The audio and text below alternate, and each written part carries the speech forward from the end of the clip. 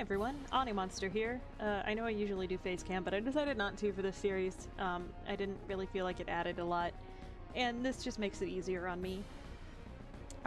And I wanted to continue with the game updates. I'll probably have an actual Let's Play next time, but this was just, I enjoy doing this, and I wanted something for you guys to see tonight.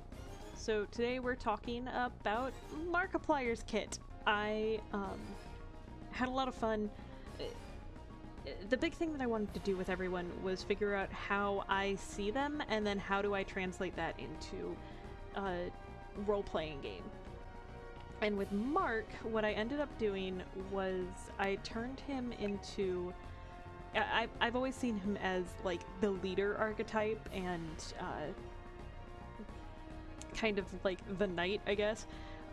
So his weapons are sword and shield, and his skills, he actually has the most starter skills out of everyone.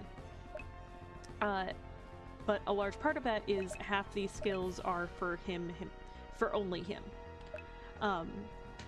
We Got This is his once per battle skill, and both him and Jack are meant to have energy boosting skills.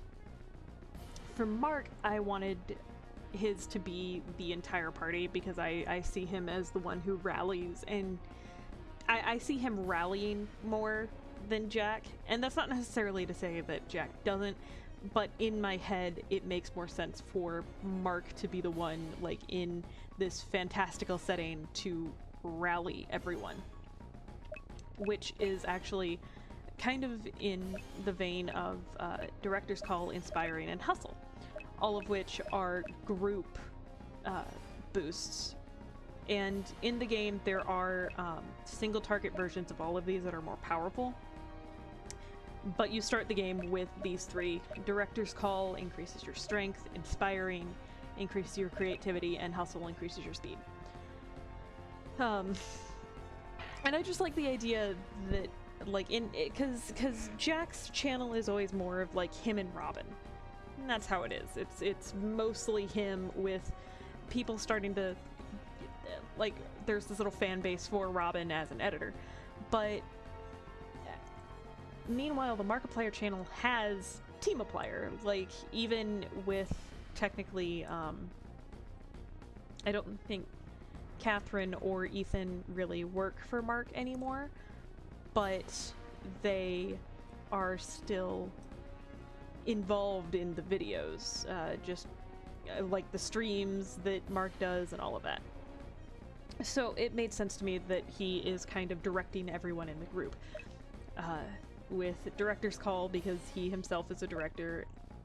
Inspiring is actually kind of something I personally see, where I was in a creative slump for a while, and then I started watching Mark again and really got, like, inspired to draw and write and all this stuff. So, and then Hustle was just because I thought it was funny. Despite the fact that Mark is known for not keeping his upload times. So the stances are based on the fact that he is a sword and shield character, and they change basically how he functions. A shield stance makes it where he takes less damage, and if another party member is injured, he will take their damage for them. Sword stance, which is probably my favorite description in the entire game, is basically just his attack stance. He does higher damage. If he is in either of these stances, his personal party buffs don't work on him. So, like, if you have sword stance, you can't stack that with Director's Call. And then neutral stance. It just returns him to neither of them.